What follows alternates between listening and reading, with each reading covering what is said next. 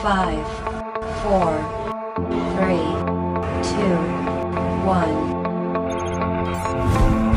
1.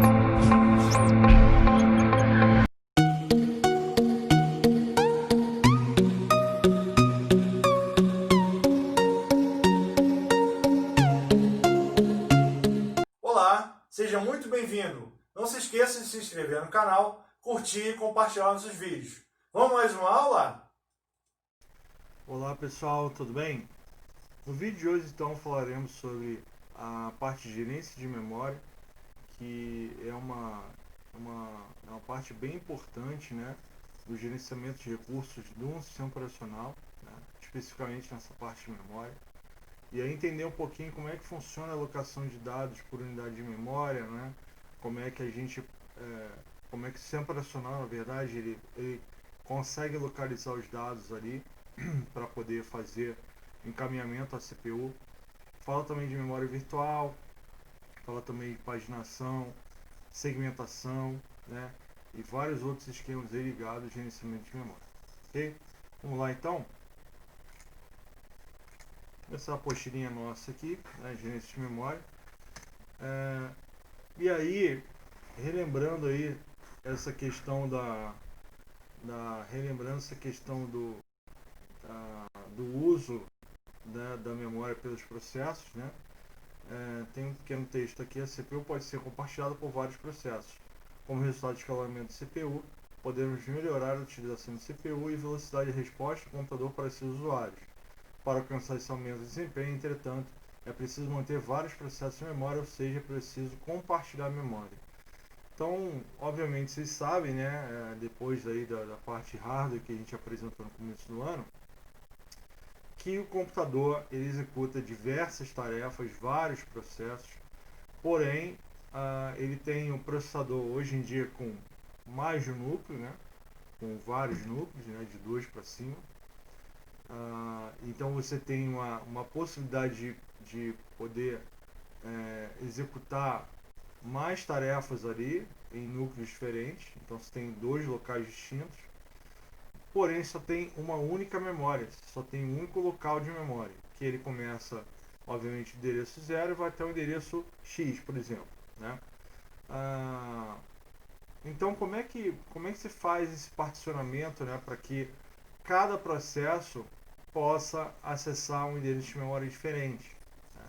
Como a gente só tem uma memória, então a gerência de memória é muito importante para fazer o quê? Para fazer a alocação dos processos na memória, fazer também a carga desses processos, né, em relação ao processador, e no pós-processamento alocar os processos, o resultado dos processos, não, processos já finalizados, na memória para fazer entrega para o usuário.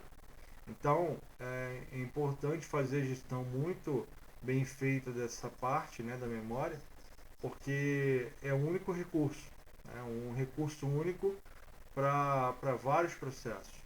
Então é importante fazer essa gestão para que não haja ali sobreposição de endereços, né, problemas de endereçamento, né, você perder dados. Então isso aí é bem ruim. Então isso não pode acontecer. Então é para isso que a gerência de memória vem aí, para poder solucionar esses problemas que podem ocorrer. Bom? Memória é fundamental para sistemas de computação moderna. A memória consiste em um grande vetor de palavras ou bytes, ou seja, um grande vetor, quer dizer, a gente tem um segmento ali dividido em vários bloquinhos, onde cada bloquinho a gente vai alocar basicamente uma sequência de bytes ou até bytes mesmo, né? O byte, na verdade, é a unidade mais básica de armazenamento de dados na memória. O byte ele é representado por 256 bits, né? 256 combinações, na verdade, de bits, são 8 bits. Então você tem 256 combinações aí do bit, porque ele tem o valor de 0 ou 1, né? São 2 possibilidades. Com 8 bits, a gente representa um byte, ou seja, 2 elevado a 8 dá 256. Então a gente tem essa representação dessa forma. Com byte a gente representa qualquer caractere que a gente quiser representar e que a gente quiser mostrar para o usuário. E aí as palavras são feitas de conjuntos desses vários caracteres, né? Enfim, no final dá tudo bit, né? A gente reduz para byte, que é a menor unidade de armazenamento na memória, né? Vamos dizer assim, é um conjunto de bits que é capaz de representar algo que é interpretável pelo ser humano, né? Um caractere, um número, né? Um caractere especial, né? Um símbolo, alguma coisa assim. E lá dentro da memória, o computador vai armazenar isso também em sequência de 8 bits. Então ele vai passar a ler palavras de 8 bits que vão representar um byte. Tá bom? Então para a gente, o único caractere representa palavrinhas de 8 bits para o computador. Né? Isso aí é o byte. Tá bom? A CPU busca instruções de memória de acordo com seu valor do contador de programa. Essas instruções também poderão causar carga e armazenamento em endereços de memória específicos. Como eu falei, tem que ter esse gerenciamento muito bem feito para poder fatiar essa memória em vários pedacinhos para poder alocar os dados ali, tá bom? Vou passar aqui. Mapeamento de endereços. Geralmente o programa reside em um disco como um arquivo executável binário. O programa deve ser levado à memória e colocado em um processo para ser executado, né? É a unidade que a CPU consegue manipular o processo. A coleção de processos no disco está esperando para ser levada para a memória e a execução forma uma fila de entrada. Então a fila de entrada vai ter os processos que estão aguardando para serem processados. A maioria dos sistemas permite que um processo usuário resida em qualquer parte da memória física. Assim, embora o espaço de endereçamento do computador comece 000, por exemplo, o primeiro endereço do processo usuário não precisa ser 00000. Né? Então, o computador faz a manipulação numérica ali para que o endereço que aparentemente é 1 para a gente, ele tenha outro significado para o computador. Para quê? Para melhor gestão dos recursos. Tá bom? Os endereços no programa fonte são geralmente simbólicos, tais como count, né? São os endereços ali, não são endereços reais, são endereços para facilitar a execução do programa. Em geral, o compilador vai fazer a associação desses endereços simbólicos, né? Um número, né? que é alocado na hora do programa ali, e ele vai manipular esse número com um determinado algoritmo, vamos dizer assim, interno, né? Vai fazer uma manipulação desse número simbólico para transformar no endereço real, que é naquele local real onde vai estar localizado o dado que se pretende armazenar ou carregar para a memória, tá bom? Processador, aliás. Endereços relocáveis, tais como 14 bytes a partir do início desse módulo. Por exemplo, eu coloco um endereço, o programa vai manipular a partir da sequência 1000 e aí chuta o número 14. Então, como tem esse número 14, o número de referência é 1000, então ele vai trabalhar com o número 1014. Mais ou menos assim que funciona. A gente vai explicar um pouco melhor aqui quando chegar na parte MMU e por aí vai, tá bom? O carregador ou link editor, por sua vez, vai associar esses endereços relocáveis aos endereços absolutos, que eu falei ainda agora, né? 74014. Cada associação é um mapeamento de um espaço de endereçamento para outro. Então ele pegou o endereço simbólico, vai mapear para o endereço absoluto, real, enfim, como queiram. Tá? E aqui a gente tem etapas de processamento de programa de usuário. Né? A gente tem o source program ali em cima, que é o programa que origina os comandos, né? E aí tem ali o código fonte, né? Onde estão ali descritos os comandos, né? Que precisam ser executados. Esse código ele vai então para um compilador ou um assembler, né? Que esse compilador ou assembler vai começar a transformação desse código fonte que está numa linguagem que é interpretável por nós seres humanos para uma linguagem de máquina, né? A linguagem que o computador entende, né?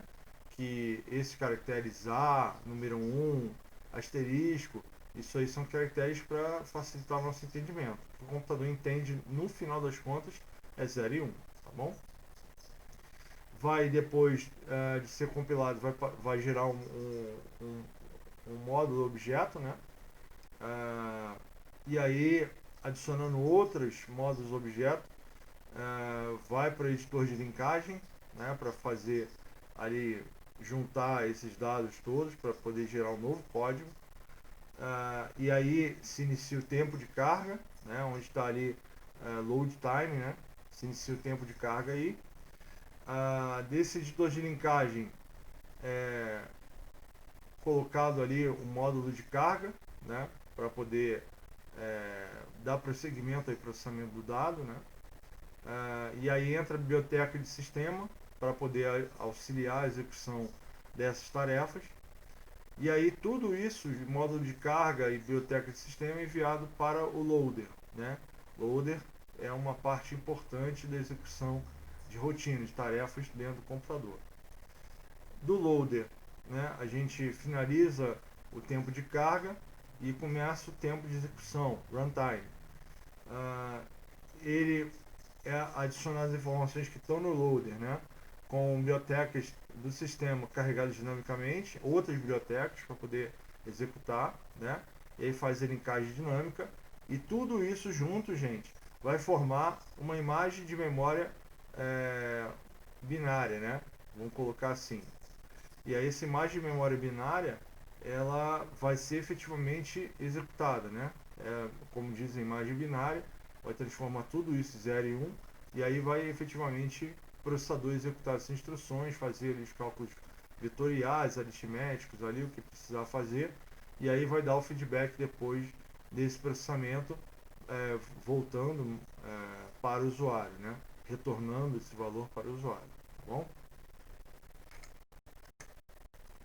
E aí a gente tem a associação de instruções e dados para memória. Como é que é feita essa associação? Classicamente, a associação de dados e instruções com endereço de memória pode ser feita em 3 diferentes estágios, né? Como a gente falou ali, tem 3 tempos aqui nessa imagem aqui atrás, né? Tempo de compilação, tempo de carga e tempo de execução.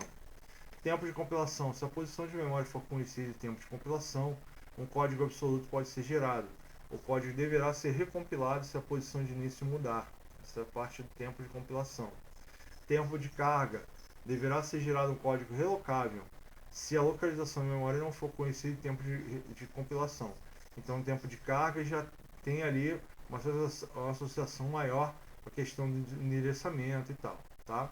Tempo de execução: se o processo puder ser movido durante a execução de segmento de memória para outro, a associação deverá ser retardada até o tempo de execução. Então, ele vai ter que aguardar um pouquinho para começar a execução dentro desse período aí, tá? O hardware precisa ter suporte a mapeamento de endereços, registrador de base e limite. A gente já joga isso aqui em seguida, tá? Então o hardware não pode ser muito antigo, porque senão essa metodologia aqui não vai funcionar, tá bom? Mas obviamente que hoje em dia todos os sistemas suportam esse tipo de implementação, né, em termos de execução, bem tranquilo, tá? Associação de dados e endereços, instruções de dados para memória, né, continuando. O conceito de espaço de endereçamento lógico é limitado a um espaço de endereçamento físico separado, é central em gerenciamento de memória adequado. Então a gente vai ter o conceito de endereçamento de endereço lógico e endereço físico. Então o endereço lógico é um endereço ali que é chutado, um endereço random ali, qualquer, né, para poder fazer com que o programa seja executado. Daí vai entrar a figura da MMU, que vai pegar esse endereço gerado ali naquele momento pela CPU para poder executar o programa, vai associar, né, com outros registradores ali para poder associar esse endereço lógico gerado ali naquele momento com esse registrador, né, que vai marcar ali um bloco, vamos dizer assim, de endereços. E aí, a partir da associação desse endereço lógico com esse bloco marcado pelos registradores, a gente vai ter a associação do endereço físico de memória, que é onde efetivamente ele vai ficar localizado esse dado, tá bom? Então, o endereço lógico ele vai ser gerado pela CPU para poder executar o programa ali, um endereço, né, ABC qualquer. E aí, com a adição do trabalho da MMU por meio dos registradores de base, limite, a gente tem a associação com o endereço físico, que é onde efetivamente na memória vai ser armazenado esse dado, então vai ser carregado esse dado aí, tá bom? Os métodos de resolução de endereços lógicos e físicos geram endereços iguais em termos de carga e compilação. Endereços lógicos virtuais e físicos são diferentes quando se usa o esquema de resolução de endereços em termos de execução, tá bom? E aí falando um pouquinho de MMU, né? é um dispositivo de hardware, né, que mapeia endereços virtuais para endereços físicos. Esse é o trabalho da MMU, né? Memory Management Unit, Unidade de Gerenciamento de Memória, né? MMU. Então, ela cuida de transformar os endereços físicos, endereços lógicos, né, que são ali chutados pela CPU, em endereços físicos. Então, pega o endereço ali temporário, que é gerado naquele momento, e aí vai transformar esse endereço, vai associar esse endereço a um outro valor que corresponde ao endereço físico que vai poder ser trabalhado de fato nos blocos lá de memória, os módulos de memória, tá bom? No esquema da MMU, o valor registrador de relocação base é adicionado a todo endereço gerado pelo processo de usuário no momento que ele é enviado para a memória. O programa de usuário negocia com endereços lógicos, nunca vê endereço físico real. Então, a CPU não consegue acessar a memória diretamente. Ela gera o endereço para poder, manipular aqueles dados ali, né? E aí, com o auxílio do MMU, ela vai conseguir então encaminhar esses dados para a memória. Então, a CPU não enxerga a memória diretamente, só consegue enxergar a MMU. A MMU que vai pegar os dados gerados pela CPU e vai fazer a transação ali com a memória diretamente, tá bom? Então, CPU e memória RAM não se fala. Se fala por meio, se fala diretamente, né? Mas por meio diretamente da MMU, né? CPU, MMU, depois memória, tá? E vice-versa. Tem um gráfico aqui falando disso, tá? E aí, como eu falei, né? A gente tem a CPU aqui, tem o endereço lógico aqui, que ele gerou ali 346, tá? A MMU tem ali o registrador de relocação, né? 14.000, meio que fosse um bloco, né? Ah, eu vou começar a trabalhar em que bloco? Qual, por exemplo, imagine um caderno, né? Que você tem ali páginas e linhas. Então a CPU vai chutar um número de linha qualquer, sei lá, 38, né? Só que a MMU, ela vai estar preocupada com qual página vai ser armazenada isso no caderno. Porque a CPU tanto faz, não está preocupada. A CPU só quer executar instruções. Mas a MMU tem que cuidar de armazenar e poder carregar esses dados para a CPU ou armazenar na memória, né? Então ela vai ter ali, voltando aí para a questão do caderno, ela vai ter o endereço da página do caderno que vai ser alocado. Então, pegando o endereço da linha, né, que é gerado pela CPU, mais a página do caderno que a MMU controla, então eu vou ter efetivamente onde vai ser gravado esse dado no caderno, que seria a memória, né, que não deixa de ser memória descrita ali também, tá? Então, nesse caso aqui, a CPU ela vai ter endereço lógico 346, o registro de locação vai ter ali o bloco 14.000, como se fosse aquela página no caderno que eu falei, né? E aí vai gerar isso, fazendo uma soma, uma operação aritmética de soma ali, vai ter o endereço 14.346. E aí sim, esse endereço é o endereço válido na memória. Se eu for lá no 14.346, vai ter o dado que está sendo trabalhado aqui nesse processo. Legal? Beleza. E aí a gente tem agora a parte da carga dinâmica, né? Já falamos um pouco de armazenamento de memória, agora vamos entender um pouquinho de como é carregado então esses dados, né? Como esses dados são trabalhados em relação à memória, né? Como é que é a dinâmica de execução disso, né? A rotina não é carregada até que seja chamada. Melhor utilização do espaço de memória, rotinas não utilizadas nunca são carregadas, quer dizer, a carga é dinâmica. Eu não posso fazer uma carga de tudo que eu imagino que eu vou precisar, e aí efetivamente lá no meio do processo eu vou usar uma, duas, três rotinas, né? Então não, é carga dinâmica. Precisou, sob demanda, precisou, carrega ou armazena, né? Não vou ocupar a memória toda ali sem necessidade, tá? A ideia é essa. Útil quando há necessidade de grande quantidade de código para lidar com casos que ocorrem com pouca frequência, né? Então, quando a gente tem muitos programas, mas esses programas são executados poucas vezes, muitas vezes se eu carregar esse programa inteiro na memória, eu não tenho nem espaço para poder armazenar esses dados todos, né? Então só vai armazenar de fato o que precisar, né? Então o tempo ali de carga disso é bem pequeno, então essa carga dinâmica aí é um recurso bastante interessante, tá bom? A carga dinâmica não requer suporte especial por parte do sistema operacional. É implementada através de projetos de programa. Então, na hora de codificar ali o programa, pode-se então, isso mais baixo nível, né? Linguagem de mais alto nível, isso não é muito visível, né? Linguagem de mais baixo nível, né? C e por aí vai, você consegue acessar, consegue manipular endereços de memória um pouco mais facilmente, tá? Não tem ali uma interface ou uma máquina virtual como o caso do Java para poder manipular algumas abstrações de hardware para você, né? Para o programador no caso, né? Então, linguagem que acessa o hardware diretamente e aí você consegue então ver isso de uma forma mais tranquila, tá bom? Ligação dinâmica, né? E aí a gente voltando para aquele gráfico que fala de linkagem, né? Carga e tal, a gente tem aqui a parte de ligação dinâmica logo após a carga dinâmica. A ligação é adiada até o tempo de execução, né? Então a gente está naquela parte de load time, né? Tem a parte da parte de compilação, tempo de compilação, né? Compile time, e agora tem load time, né? Então a gente passou agora da carga e agora está na parte de ligação, que já vai chegar quase na parte de execução ali dos processos, tá? A ligação é adiada até o tempo de execução, pequeno trecho de código, chamado de stub aqui, né? Um trecho de código pequenininho, ele é utilizado para localizar a rotina de biblioteca apropriada residente na memória, ou não, né? Então esse trecho de memória ele vai ser utilizado para localizar a rotina apropriada, né, ou não para executar esse programa. O stub substitui si mesmo para o endereço da rotina e executa a rotina. Então o stub, uma vez localizando onde está, ele troca o valor que ele contém naquele momento pelo endereço. E aí passa esse endereço para o programa, né? E aí fica mais fácil de executar essa rotina aí, tá? O processo, rotina, processo, rotina é o nome mais antigo, né? O sistema operacional precisa checar se a rotina está endereçada em memória. Ligação dinâmica é particularmente útil para bibliotecas, né? Correções de bugs.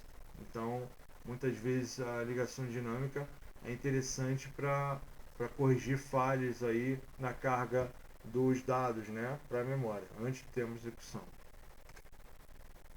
Overlay. Pessoal, você já deve ter ouvido falar em memória virtual, né? Quem não ouviu, né, vai ouvir falar nessa aula. Então, a memória virtual é um recurso onde o sistema operacional gera memória de mentira, né, para executar programas que têm um tamanho maior do que a memória RAM. Por exemplo, meu computador tem 1 GB de memória, mas eu quero executar um programinha que tem 3 GB. Então, como é que faz? Né? Hoje em dia, né, com recurso de memória virtual, o sistema operacional ele pega uma parte do HD, do disco ali, né, ele cria um arquivão, né, de memória virtual, chamado arquivo swap, e esse arquivo ele vai simular a memória RAM. Então vai ser um espaço auxiliar de troca, né? Ou seja, os processos vão ser carregados e armazenados ali temporariamente para poder auxiliar a execução dos processos, né? Lógico que esse arquivo não vai ficar com todos os dados ali permanentemente, ele só ele vai estar armazenado no computador, vai ser disponibilizado no computador, mas o conteúdo que vai ter dentro desse arquivão aí são temporariamente processos ali que vão estar em execução durante o momento que o computador está ligado. Legal. Esse recurso de memória virtual é interessante, muito bacana, todo o sistema operacional usa hoje em dia, ajuda muito e tal, né? Porém, pessoal, esse recurso nem sempre existiu. Antes dele, né, imagine aqueles computadores antigos que não tem um armazenamento de disco muito grande, então você não podia criar nem memória virtual, porque antigamente a gente não tinha nem HD, né? Muitos computadores trabalhavam com disquete, né? Trabalhavam com disquete ali para poder carregar os dados, e aí não tinha espaço para poder carregar, né, para poder criar arquivo de memória virtual, não tinha. Então, qual era o recurso utilizado naquela época? Eu lembro muito bem, o primeiro computador que eu tive na vida foi o MSX da Gradiente, depois vocês pesquisem aí. E o MSX não tinha disco rígido, não tinha disco interno. Só tinha ali drive disquete poder carregar. Então, era a leitora, o drive disquete, né, o leitor de disco ali, e basicamente a placa-mãe com unidade de controle ali, o processador. Então, os dados eram lidos direto ali para a memória RAM e daí carregados para o computador, né? O processador poder executar as instruções. O grande problema disso era o seguinte: eu não podia ter nunca um programa que excedesse o tamanho da memória RAM. Porque se o meu programa fosse maior que a memória RAM, simplesmente não conseguia carregar, né? Então, naquele momento ali, nesse tipo de sistema operacional ou de computador que seja, é utilizado o recurso de overlay. O que é um overlay? O overlay é mais ou menos a ideia de, se eu tenho uma tarefa muito grande para executar e eu não tenho a capacidade muito grande para poder abraçar, vamos dizer assim, para poder abarcar vários dados, né?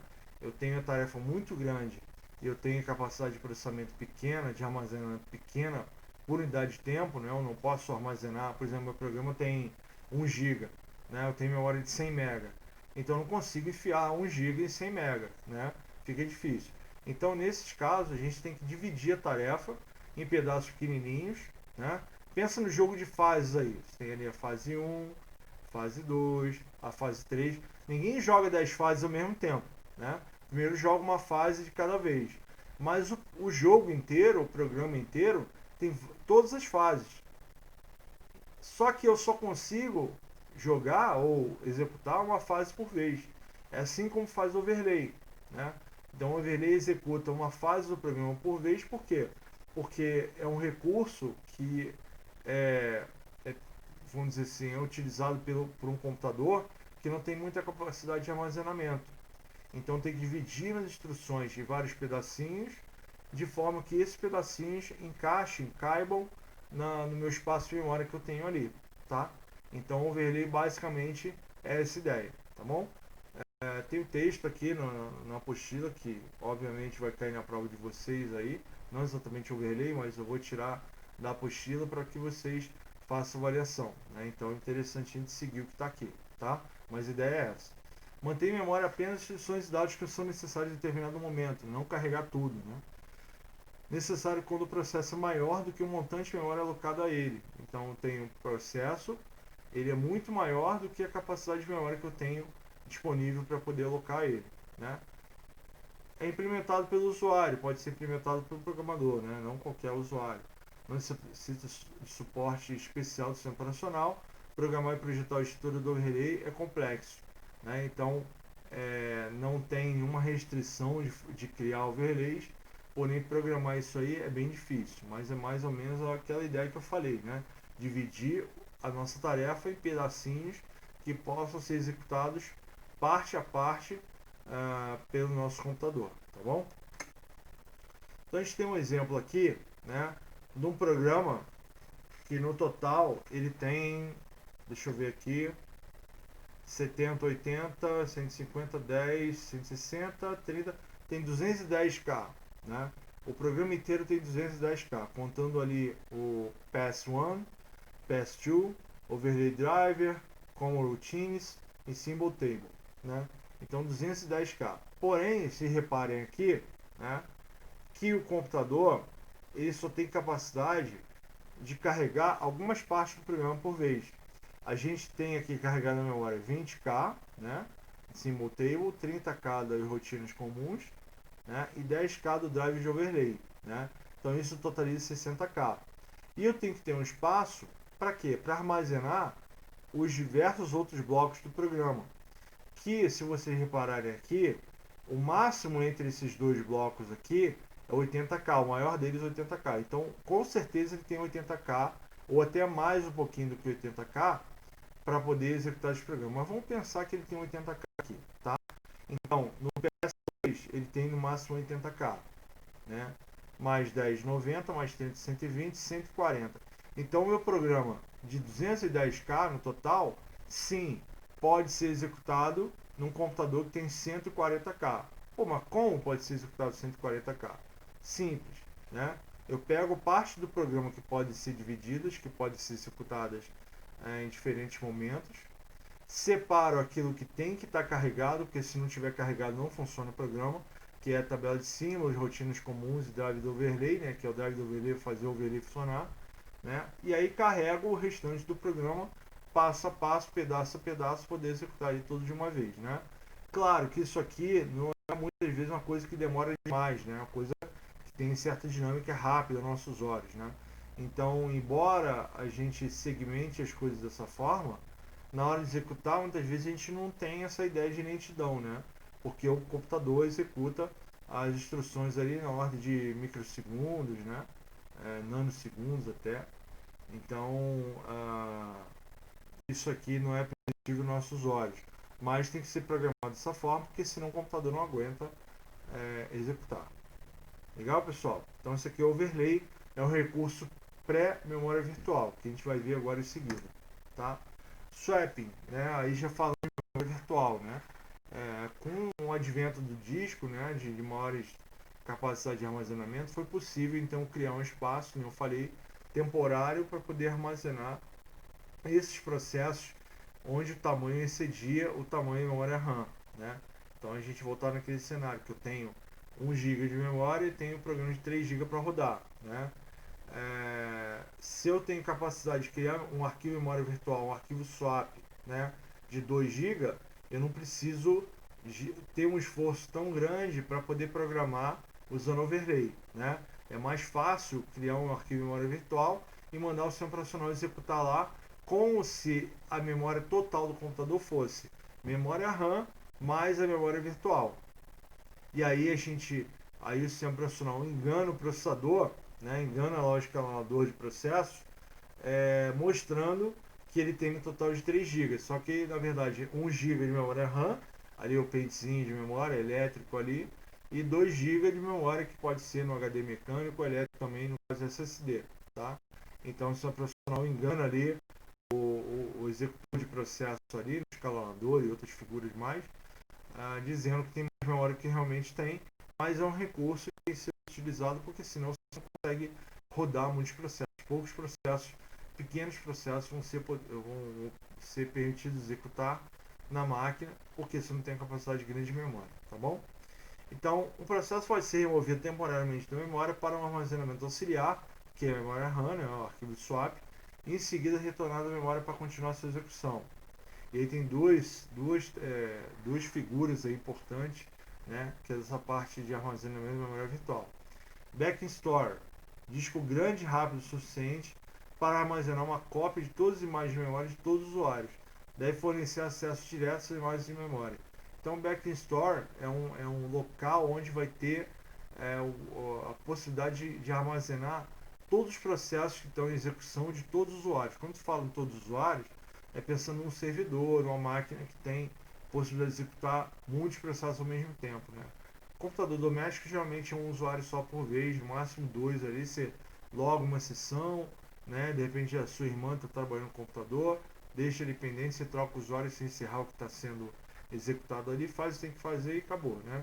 Mas no servidor muitas vezes você tem várias instâncias ao mesmo tempo, tá bom? Rollout e roll-in, uma variante de swapping é utilizada para algoritmos de escalonamento baseado em prioridade, que a gente viu na última aula. Processos de baixa prioridade são descarregados e é carregado no processo em prioridade mais alta, swapped. Ou seja, né, a gente vai ver no próximo slide ali, na parte de memória virtual, esse rollout, roll-in, quer dizer o seguinte, que o computador ele tem noção, ele tem ideia, né, ele sabe que a memória mais rápida é a memória RAM, né? Tempo de acesso mais rápido, enfim, leitura, escrita mais rápido, tudo mais rápido. E o HD mais lento. Então ele sabe que é muito mais interessante carregar processo na memória RAM do que na memória virtual, localizado no HD, enfim, tá? E aí ele analisa, espera aí, eu tenho vários processos aqui. Quais são mais importantes, quais vão ser executados mais vezes, qual vão permanecer no computador aí enquanto tempo que ele estiver ligado. Esses aqui, então esses são mais importantes. Então vou pegar esses processos aqui, né, e vou deixar na memória RAM. E esses outros aqui que executam uma vez por hora, sabe, uma vez por dia, não, joga a memória virtual que aí quando precisar executar, eu tiro um processo rapidinho da memória RAM, carrego ele e depois devolvo de volta. Então, a prioridade dos processos é fundamental para apontar quais processos vão estar localizados na memória RAM de fato e quais processos vão estar localizados na memória virtual, tá? Então a memória virtual, como é mais lenta, ela vai receber processos aí de longa espera, processos que vão executar muito poucas vezes por dia, vão processos ali que precisam estar carregados de memória, mas não vão entrar em execução tão cedo, né? Não vão ser manipulados. Então, esse tipo de caso. E memória RAM tá o quê? Tá os processos mais prioritários. Tá, quantos processos vão ficar em memória RAM? Depende do tamanho da memória RAM. Se você tem 1 GB de memória RAM, obviamente que você vai ter um número N de processos. Se você tem 8 GB de memória RAM, 16 GB de memória RAM, você não vai ter matematicamente, por exemplo, 16N processos. Depende do tamanho do processo. Né? Você pode ter vários processos pequenos, processos grandes, mas assim, com certeza os mais interessantes, os mais prioritários, os que estão marcados com alta prioridade no computador, vão ser localizados lá. Beleza? A maior parte do tempo de swap é o tempo de transferência. O tempo total de transferência é proporcional à quantidade de memória trocada. Ou seja, né, o maior tempo utilizado nesse processo de alocação de processos na memória virtual, né, e troca de memória RAM para memória virtual, dependendo da prioridade do processo aí, é o tempo de cópia. Né? Eu vou copiar um pedacinho de memória, um trecho de dados ali da memória RAM para a memória virtual. Então, eu vou ter que acessar o HD para poder copiar esses dados ali. Levou um tempinho, beleza. Daqui a pouco eu tenho que carregar um outro processo na memória RAM. Ele vai lá, lê de novo. Então, no seu computador aí, notebook, talvez é um pouco mais difícil de ver. Mas computador desktop é mais fácil. Você tem aquele LEDzinho do HD que fica ali piscando, né? Volta e meia. Por que esse piscar? Justamente isso. Você está com o computador já funcionando, né? Quando você está ligando o computador, sim, ele vai ler os processos, vai carregar do HD para a memória RAM, né? E aí vai começar a executar as instruções. Beleza. Mas depois que liga o computador, já está tudo carregado. Mas como é que eu estou com o computador ligado e, por exemplo, fica piscando ali aquele LED do HD, né? Muitas vezes nesse processo aí, processo de cópia de dados da memória virtual para a memória RAM e cópia de dados da memória RAM para a memória virtual. Então essa troca aí, que fica trocando arquivos de um lado para o outro, né, faz com que o HD tenha que trabalhar o tempo inteiro. Né? Então o HD não trabalha só, como a gente pensava lá no começo, na hora de carregar os arquivos e deu. Né? Ele vai trabalhar o tempo inteiro, né? Até porque você tem processos que armazenam arquivos, né? Que salvam arquivos e tudo mais. Mas, além disso, tem a questão dos próprios processos que vão, no caso, trocar da memória RAM para memória virtual, e a memória virtual está no HD, então toda hora vai acessar o HD ali. Então é por isso que você tem o teu computador toda hora tendo leitura. Uma outra coisa, né? Se vocês repararem, né? Isso vem com a experiência, né? Eu com mais de 25 anos usando PCs aí, né? Posso dizer para vocês, quanto menos memória RAM o computador tem, mais vezes o HD vai funcionar depois do sistema operacional carregado. Computador com muito pouca memória, ele precisa alocar uma grande quantidade de memória virtual e utilizar bastante essa memória virtual, né? E com isso o HD ali fica trabalhando o tempo todo, aquele LEDzinho geralmente vermelhinho que tem no gabinete, fica ali piscando sem parar, né? Obviamente, né? Aí pensando o contrário, se eu tenho pouca memória RAM e eu tenho número de processos fixo ali, o Windows, o Word, meu browser, Google Chrome, eu tenho número certo de processos ali, básico, né? 1000 processos, por exemplo. E aí, se eu coloco mais memória RAM, o que vai acontecer?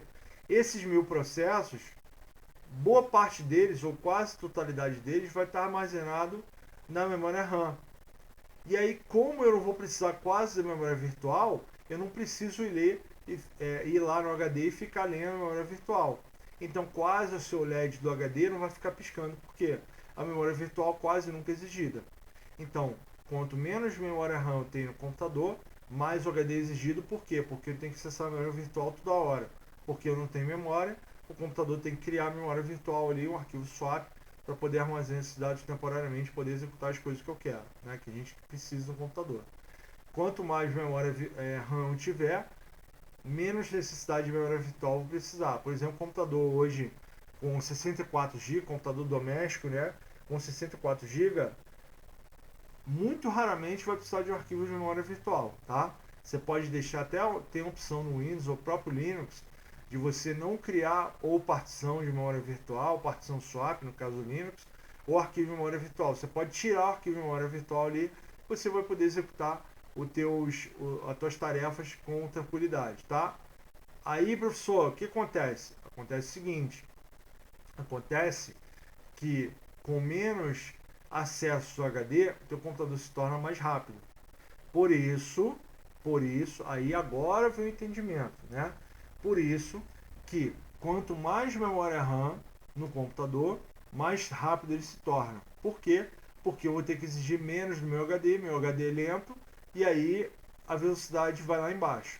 Se eu boto mais memória RAM, eu consigo carregar mais processos na memória que é muito mais rápida, acesso menos meu HD, meu computador fica ali fluido, liso, funcionando numa boa, tá? Então, mesmo que você tenha um computador aí já antigo, se você puder botar o máximo de memória RAM nele aí, é o mais indicado para quê? Para que os processos sejam alocados de memória RAM e não no HD, tá? E aí faz uma diferença brutal, tá? Independente do processador que você tem, se você botar mais memória RAM, o teu computador vai aumentar muito a performance, tá bom? Por causa disso. Beleza? Tá. Muitas diferentes versões de swap são encontradas em muitos sistemas, Unix, Linux e Windows, eu acabei de falar aí, tá? Então a gente tem aqui um gráfico, né, onde é ilustrado aqui do lado esquerdo, né, nesse retângulo, a memória RAM, né, main memory está aqui, memória RAM, e do lado direito, back in store, né, é a memória virtual, tá? Então memória RAM do lado esquerdo, memória virtual do lado direito. Então a operação de swap out quer dizer o seguinte, que eu estou tirando o processo que não tem tanta prioridade da memória RAM e alocando na memória virtual, no back in store, tá? Beleza, tá aqui. Ele não vai ser tão utilizado, vou deixar ele aqui.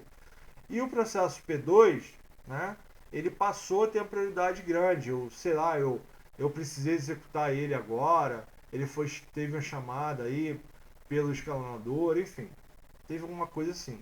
E aí ele é carregado da memória virtual para a memória principal, né? Então, o que eu acabei de falar, se eu tenho essa memória principal muito grande, eu não preciso desse cara do lado aqui. Não preciso de utilizar a memória virtual no caso aqui, tá? A gente não tem necessidade disso. Legal? Então, quanto mais memória principal, memória RAM tiver no computador, menos usa a memória virtual. E aí, se chegar no ponto que eu nem preciso usar a memória virtual, essa operação de swap in, swap out não existe. Por quê? Porque não precisa armazenar nenhum processo no back in store, memória virtual. Então, eu fico trabalhando direto com a memória RAM. E isso vai dar uma performance bem maior no seu computador, tá bom? Então, se você, sei lá, pensa em investir no seu computador em casa aí, seja notebook, seja desktop, o que seja, primeira coisa, vou botar mais memória RAM. Bom, se você tiver outra necessidade, né, não tem espaço em disco e tal, tudo bem, sem problema. Mas eu digo assim, teu computador está funcionando tudo corretamente, né, não está faltando nada, não tem nada emergencial, e você só quer melhorar a performance dele, olha para sua placa-mãe ou do seu notebook, olha a capacidade máxima que pode ser alocada ali em número de pentes. 1, 2, 3, 4, é o que? Quantos são? E qual é a capacidade por pente que seu computador suporta? É 4 GB, 8 GB, 16 GB, DDR2, 3 ou 4, qual que é? Então, investigue isso, pesquise.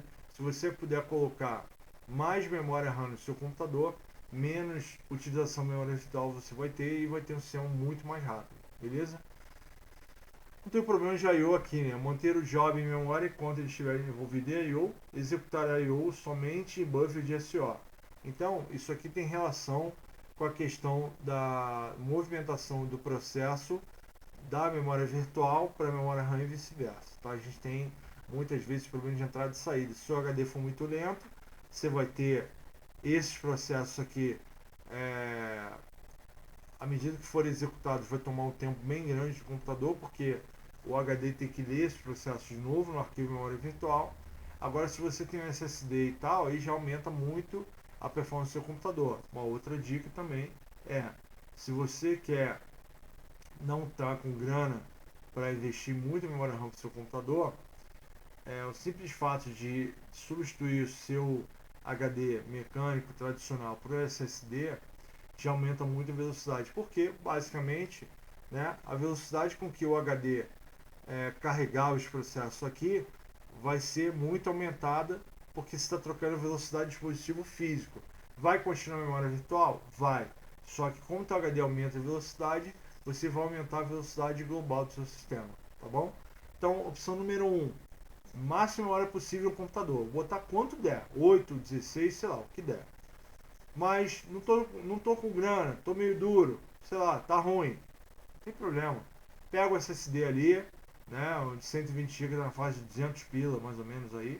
Você pode comprar um e aí faz o clone lá, que nem eu ensinei em aulas anteriores, você vai ver no canal aí, tem várias aulas aí, com clonezilla, né? Ou se for um sistema diferente, usa o Sysprep também para isso, né? Você pode clonar um sistema para o outro, bota lá o disco de SSD, copia tudo para ele, inicia no seu computador, você vai ver uma outra realidade na máquina, tá bom? Então, opção mais barata é SSD, opção mais cara, né? Opção ideal, trocar SSD também, que vai dar uma velocidade maior à carga dos seus arquivos e leitura escrita também dos arquivos, mas vai proporcionar que você possa carregar mais processos na memória sem utilizar a memória virtual. Então, o melhor cenário é um computador com muita memória RAM e com disco de SSD. Aí, o melhor possível, tá? Se vocês puderem, façam isso. Expliquei os motivos agora. Legal? Vamos seguir aqui, gente. Bom, agora, passando essa parte de memória virtual e tal, a gente entra aqui na questão da alocação contígua de memória, né? Como alocar os processos, agora a gente não está falando mais em questão de performance, simplesmente comparando memória RAM com HD. A gente já ultrapassou isso e agora vai falar da alocação dos processos, como é que eles são armazenados, né, na memória. Eu tenho ali um bloco de memória, eu tenho, aliás, um banco de memória, onde tem vários blocos. E aí, como é que eu vou conseguir alocar os meus programinhas, né, os meus processos, né, dentro desses blocos? Como é que é feito? Qual é a inteligência que tem por trás disso? Como é que isso funciona? Vamos entender um pouquinho, né? A memória principal é geralmente dividida em duas partições. Tem a parte do sistema operacional, né, que tem que estar carregado, senão o computador não funciona, né? Normalmente carregar a memória baixa, né? Memória baixa quer dizer os endereços que estão próximos do zero.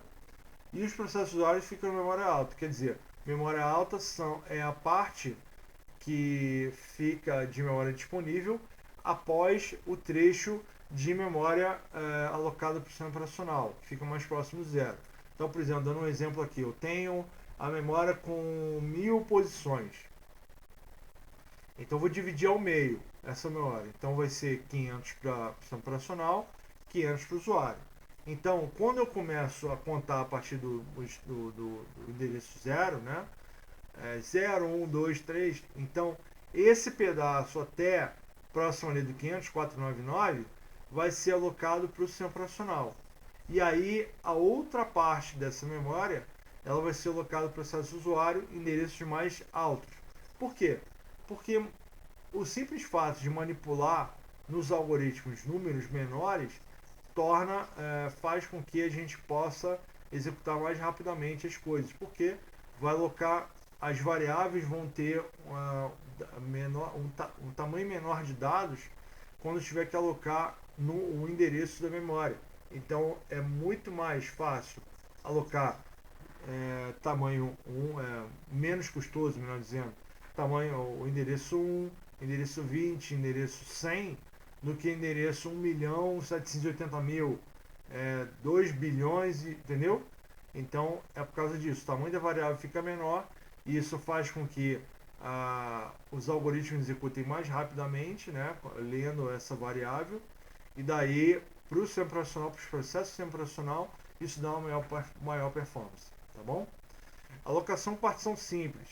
Esquema registrador de relocação utilizado para proteger processos do usuário dos outros, né? Então, tem mais ou menos aquela ideia que eu passei em uma outra aula, que evitar a sobreposição de endereços. Então, uma parte fica separada da memória que é para o sistema operacional. Para quê? Para quando o usuário carregar os seus processos, esse mesmo endereço não seja utilizado e aí o seu conteúdo seja sobreposto, ou seja, deletado para carregar um outro processo, né, para poder executar. Só que o que acontece? Se eu deletar o conteúdo de uma célula de memória que contenha um processo sistema operacional, eu já gero instabilidade ou até travamento ou até desligo o sistema operacional. Porque o SO, né, ele depende daquele processo ali muito, né? Então é um processo determinante para o funcionamento da máquina. Então, se você não tem aquele processo carregado, funcionando corretamente, o seu computador ele vai ter um prejuízo de performance, até de funcionalidade mesmo, tá? Registrador de relocação contém o valor do menor endereço físico, registrador limite contém a faixa de endereços lógicos, cada endereço deve ser menor que o registrador limite.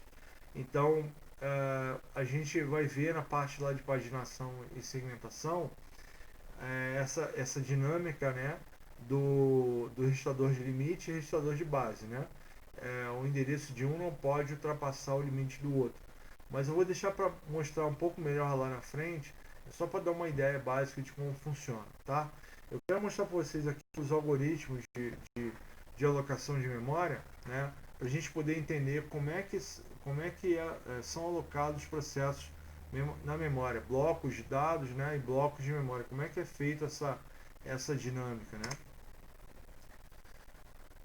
Então, só para finalizar aqui, a gente tem aqui, voltando àquela ideia lá de registrador de limite base do MMU, né? A gente tem aqui a CPU, né, que vai chutar ali o endereço lógico.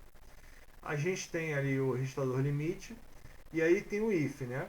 Se o registrador limite, se o endereço lógico for menor que o registrador limite, ele vai ser encaminhado para o registrador de relocação, e aí é feita a soma, e aí é encontrada então o valor do endereço físico.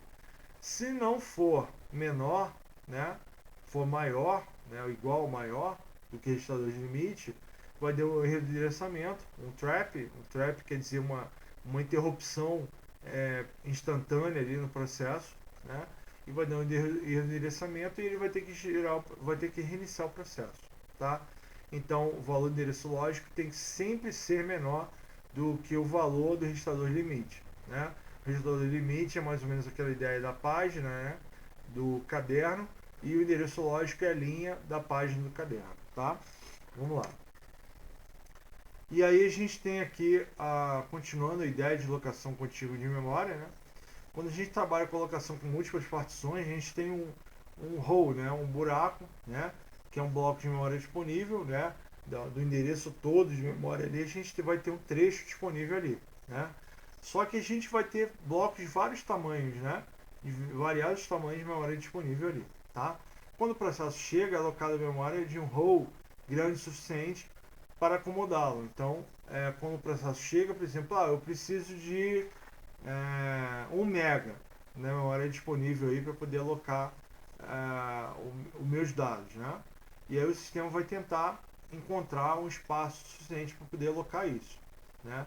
E aí o sistema operacional ele vai manter informações sobre quais partições que estão alocadas e quais partições vão estar livres.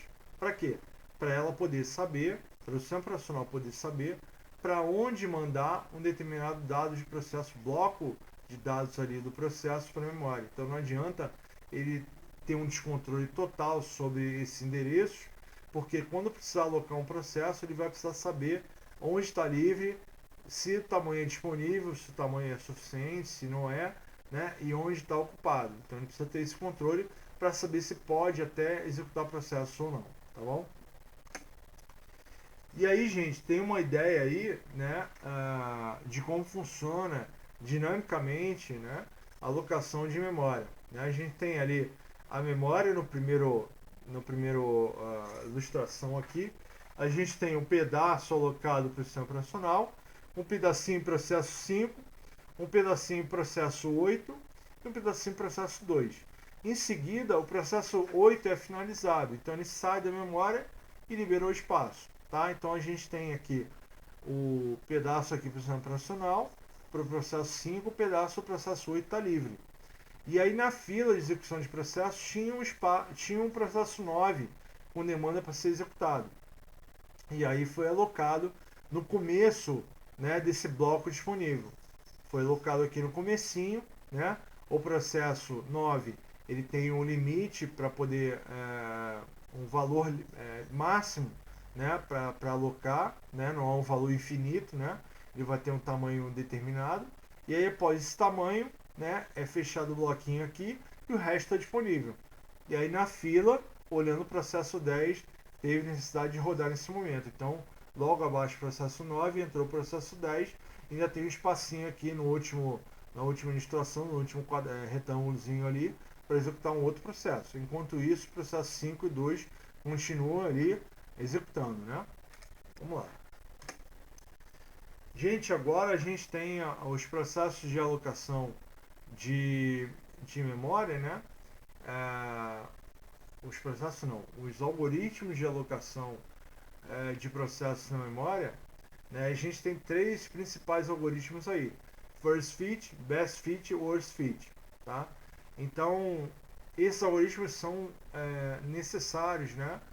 Para muitas vezes poder encaminhar, poder armazenar da melhor forma possível os processos dentro do bloco de memória, né? O bloco mais importante que tem ali naquele momento, né? Que seja mais adequado possível, ele tem que tentar identificar e entregar o processo, né?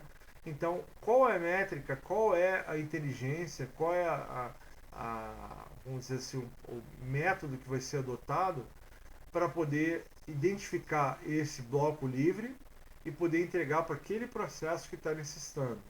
Para isso a gente tem esses três algoritmos aí e aí só explicando cada um deles, né? Como é que funciona o First Fit, né? Ele vai procurar o primeiro bloco disponível para poder alocar aquele processo. O primeiro que der, pum, já joga ali, tá bom? Então ele vai olhar a memória inteira. Ele vai procurar ali o primeiro disponível e já joga o processo ali, tá? Então ele é bem rapidinho nesse sentido. Encontrou o primeiro, joga ali. Best Fit, ele vai varrer a memória inteira e vai tentar encontrar o bloco de memória que tem o tamanho igual ou maior ou menor possível, o menor maior, vamos dizer assim, para poder alocar aquele processo. Então ele vai ler a memória inteira ou ali, na verdade, a tabela de referência para, de acordo com os tamanhos que tem disponíveis, né, com o mapeamento que ele tem ali, encontrar o tamanho mais adequado possível para poder alocar esse processo. Então, o algoritmo econômico, ele economiza a memória, né? O First Fit não está preocupado com nada, velocidade, né? O Best Fit está preocupado em economizar. E, incrivelmente, a gente tem o Worst Fit, né? Que aloca o maior bloco possível, né? Independente do tamanho do processo, né? Ele vai olhar o processo, vai olhar entre os blocos de memória que tem disponível, vai procurar o maior deles e vai alocar, né? Não faz muito sentido. Ele vai procurar em todos os blocos, né, na lista inteira, lá vai procurar o maior e vai alocar então para esse processo, certo? Só tem um comentário aqui que First Fit, Best Fit são melhores em termos de redução de melhores em termos de redução de tempo e utilização de memória. Então, o First Fit é mais rápido deles e o Best Fit ele utiliza melhor a memória e evita o desperdício, tá bom? Então, pessoal, continuando aqui, a gente tem falar um pouquinho do primeiro algoritmo, né, que é o First Fit. Ele então, como eu disse ali, é o mais rápido deles. Ele vai se preocupar em apenas localizar o primeiro bloco disponível que possa alocar aqui dentro do processo e aí vai fazer a locação dele, certo? Vamos lá. Então a gente tem aqui os blocos, né, em branco, verde, amarelo e azul, né, os blocos de memória disponíveis. E os blocos de dados, né, são os processos aí que precisam ser alocados. A gente tem ali os blocos tamanho de 4, 22, 14 e 8 e blocos de dados, né? Eu botei aquele número B, o símbolo ali B1, B2, para indicar a ordem deles, né? Então 3, 14, 18 e 7 são os tamanhos. Então a ordem vai ser executada B1, depois B2, depois B3, depois B4, tá bom? É a ordem da fila. Então, deixa eu ver como é que vai ficar, né? Ele vai identificar, ele vai procurar o bloco 3, né? Ele vai pegar o bloco 3 e vai identificar qual é o maior bloco bloco suficientemente grande para poder alocar esse processo, o primeiro que estiver disponível. Ele vai encontrar o bloco 4, B1, beleza, botou ali, tá? E aí depois vai para o B2, B2 tamanho 14, né? Qual é o bloco o primeiro bloco suficientemente grande para poder alocar? O primeiro disponível, né, seria o 22, porque o 4 já foi alocado. Então ele alocou ali no bloco de 22, B2 tamanho 14, né? E aí depois ele partiu para B3. B3, tamanho 18. Qual é o primeiro bloco disponível que eu posso alocar? B3, né? Não conseguiu alocar porque não tem bloco disponível de tamanho suficientemente grande, né? Não conseguiu alocar B3, e aí por isso esse B3 não foi executado, e aí o B4, né, naquele caso ali, ele seria alocado, né? Seria alocado aqui no bloco 14. Eu vou fazer uma correção aqui, seria alocado no bloco 14, tá? Mas vamos imaginar que o B4, né, tivesse tamanho maior do que este, tá? Depois eu vou fazer uma edição no vídeo, vou corrigir isso, mas o B4 nesse caso aqui seria alocado sim, tá? Então, imaginando aí que o bloco B4 tivesse tamanho, por exemplo, né, maior do que os outros dois blocos, né, não poderia ser alocado, então a gente teria aí o total de memória somando os blocos disponíveis ali, né? Considerando que o B4 ele tivesse um outro valor, né? Tivesse valor, por exemplo, de 15, né? Não pudesse ser alocado em um bloco, né? A gente teria ali, então, esse cálculo. Total de memória seria 48 unidades, né? 4 mais 22 mais 14 mais 8. Então a gente tem aqui 48 unidades no total. Quais são as unidades de dados, né? Quantas unidades a gente tem de dados aí? A gente tem aqui 3, 14 mais 18 mais 7, a gente vai ter o total de 42, né? Os blocos utilizados, os blocos foram alocados de fato, né? 17 unidades, 3 mais 14. Qual o desperdício? 9 unidades. Desperdício não é bloco livre. Desperdício é o quanto sobrou de memória em cada bloco que não foi utilizado. Então a gente tem uma unidade aqui, mais 8 aqui, porque 22 menos 14 vai dar 8. Então 1 mais 8 vai dar 9. Tá? Livres, quantos blocos livres a gente tem aqui? A gente tem 22 unidades, né? 22 mega, 22 bytes, enfim, 22 unidades de armazenamento livres aqui. Não alocados 25, porque é o bloco 18 mais o bloco 7. Nesse caso aqui a gente deixou ele de fora, que houve um pequeno erro aí, mas vamos imaginar que ele tivesse um tamanho maior. Então a gente tem que seguir o cálculo aqui, 25 somando. Então a gente calcula a partir daí a taxa de utilização, né? A utilização de fato da memória nesse momento aí. A gente tem 3 mais 14, 17. 17 blocos utilizados e 48 disponibilizados para uso, né? Esses 48 aqui. Então a gente vai ter uma taxa de 35,41. Qual a taxa de desperdício, né? Quantas unidades dos blocos totais eu desperdicei, né? Eu desperdicei, no caso, 9, seria 9 aqui, tá? 1 mais aqui daria 8, 9, né? Então a gente teria esse valor dividido por 26 aqui. Então a gente teria uma outra taxa aqui, um outro valor aqui no caso, né? E a taxa de livres, né? Os blocos aqui do total, né, que estão disponíveis, divididos pelo somatório total. Então a gente teria o somatório dos livres aqui, dividido pelo total de todos, né? Então daria 45,83%, tá? Um próximo algoritmo aqui, que é o Best Fit.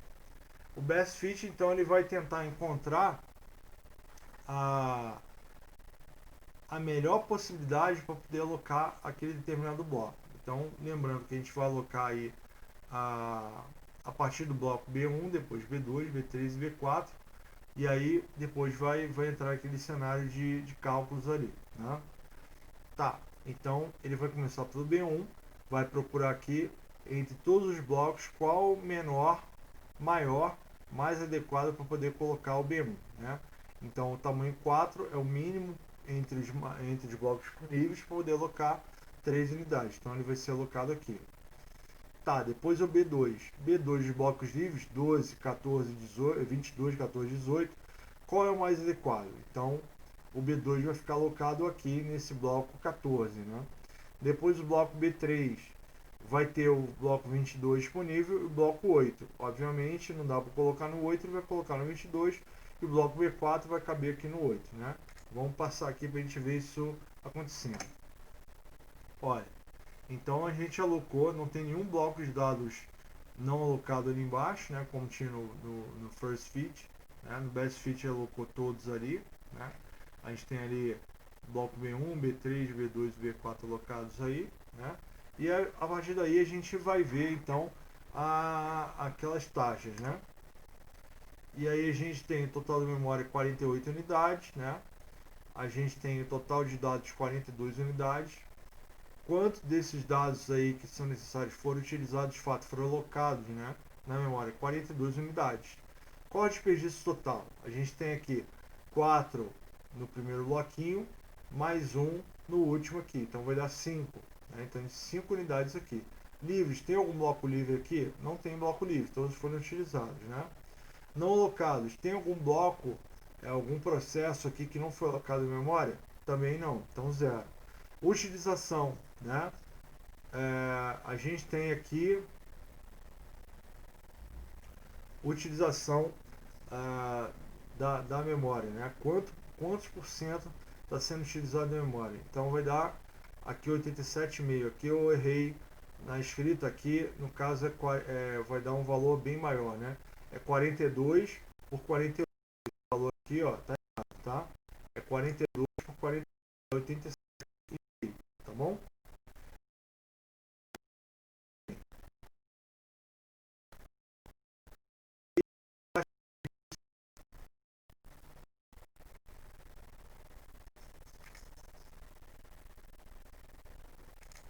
Então a gente tem 42 blocos no total de unidades, utilizados 42. A gente tem 5 desperdícios, né, que são um daqui mais 4 aqui desse segundo bloco 22. Livres, não tem nenhum bloco livre, como vocês podem ver aqui.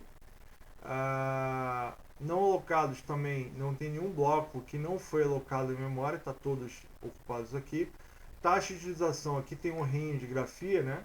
Aqui não é 17, seria 42, né, que é o total de utilizados, pelo total disponível, 48, então dá 87,5. Então aqui em vez de 17 seria 42. Desperdício, né? O desperdício, a gente desperdiçou então no caso aqui, né?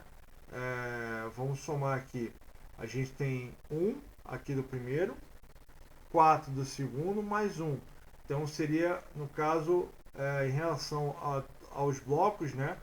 A gente teria aqui, no caso, 6, né? 6 blocos desperdiçados em detrimento dos utilizados, né? Então seria aqui, no caso, 4 mais 22 daria 26, mais 8. Então a gente teria que dividir 6 por 4, 26 mais 8, 34, tá? 6 por 34 daria um outro valor aqui, né? Próximo aí aos 15%, alguma coisa assim, né? E aí taxa de livres, né? Quantos blocos tem livres? A gente não tem bloco nenhum livre. Então 0% estão livres aí, tá bom? Passa aqui para o worst fit, né? Que é aquele algoritmo onde ele vai percorrer a lista inteira de blocos livres e vai procurar o maior possível para poder alocar aquele processo. Então a gente vai iniciar então por B1, depois B2, B3 e B4. Então procurando por B1, ele vai procurar o maior de todos. Qual é o maior de todos? O bloco 22. Então ele vai alocar B1 no bloco 22 ali, tá? Em seguida ele vai percorrer todos os disponíveis e vai tentar alocar o bloco B2, 14, né? Então eu vou olhar 4, 14, 8, qual maior 14, vai ficar alocado o bloco B2 ali no bloco 14, e aí foi feita a locação. E aí vai vir dois outros blocos que restaram, B3 e B4. B3 não vai ser possível a alocação porque não tem tamanho disponível, e B4 ele iria alocar no bloco 8, né? No caso, vamos ver aqui, próximo slide aqui. Ali, ó.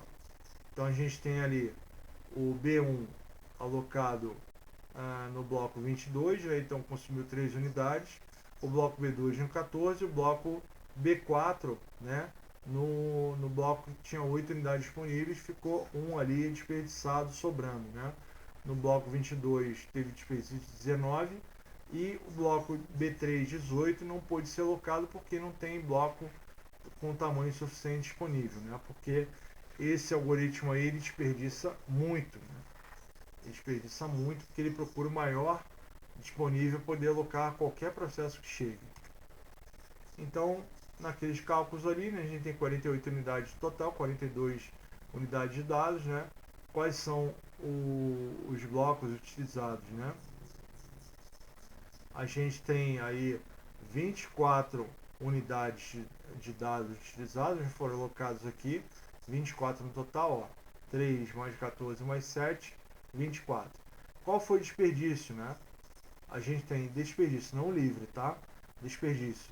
Tem 19 aqui do bloco 22, mais um do bloco 8, então deu 20 unidades. Qual que está livre? 4 unidades, então tem 4 unidades livres aqui, tá? Não alocados, quantas unidades tem? 18 não alocadas na memória, porque não houve espaço disponível, tá? Ia fazer os cálculos, né? Utilização, né?